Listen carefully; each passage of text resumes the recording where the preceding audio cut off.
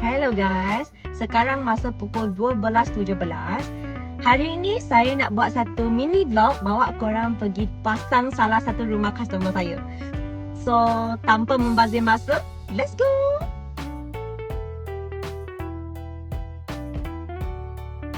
Customer ni, sebelum pergi saya nak introduce sikit. Customer ni dia buat 4 set blinds. Walaupun 4 set blinds sahaja, tapi blinds ni dia special sebab blinds ni ialah jenis triple shade. Maksudnya dia boleh guna dua cara untuk simpan blinds dia tu.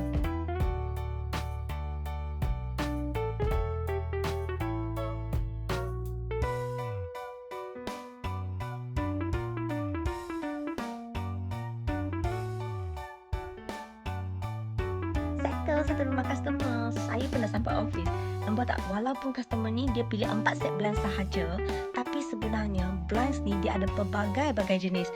Dan setiap jenis blinds ada function yang tak sama, kecantikan yang tak sama, result yang tak sama.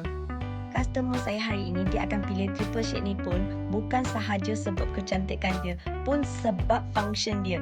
Dia boleh guna dua cara untuk simpan dan buka blinds tu. Anda rasa? Jadi, kalau korang pun nak tahu apa lagi benda yang special kita ada, boleh DM kita bila-bila masa. Kita jumpa next project. Bye-bye!